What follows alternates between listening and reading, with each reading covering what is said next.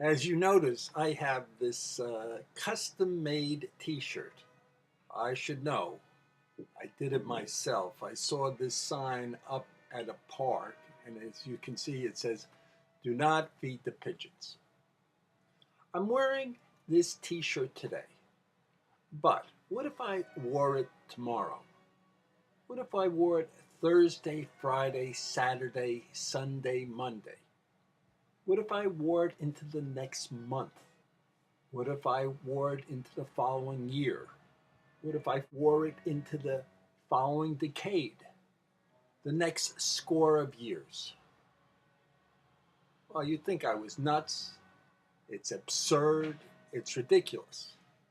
But isn't this what people do when they have images or graphic art tattooed onto themselves? They have it forever. I mean, what I've noticed is that there is a plethora of tattoos. I've never seen so many. It's almost like an epidemic, and it's on all sorts of people these days, and including women. These tattoos are in every possible place. I mean, the lower leg, you see them on the belly and the back. One fellow had like two, I swear to God, two pistols on his neck. Somebody you want to go up to and shake their hands, right? Uh, I've always asked the question why, and I want to know reasons. I went to a couple psychologists, and their opinions were so conflicting and didn't mean anything. I talked to a Nobel laureate in biology, studied the brain no less. I asked him what lobe was it where somebody would all of a sudden say, "My God, I want to have a tattoo." His answers weren't very plausible. And finally, I went to a scientist, and this scientist had the latest electron microscope.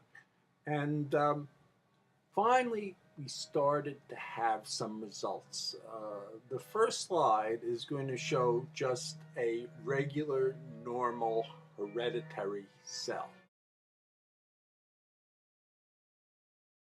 The following three slides start showing some real aberrations.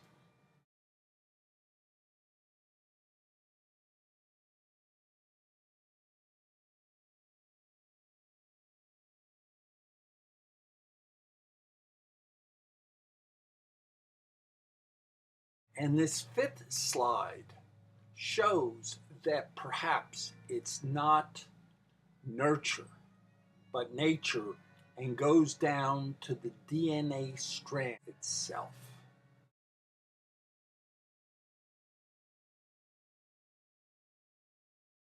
Think about it. The very DNA itself. I mean, tattoo used to be basically for people who had a lot of time on their hands, sailors, prisoners. But now, middle class, upper middle class, rich kids. Instead of lighting up a cigarette, you have a tattoo implanted on your arm, right?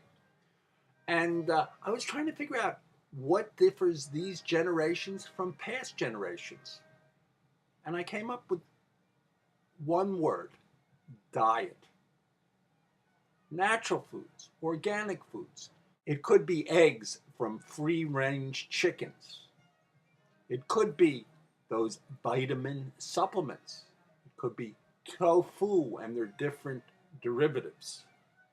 Who could ever have thought that, those devil dogs, those tasty cakes, all Wonder Bread, all that stuff in cellophane could have been a preventative against tattoos.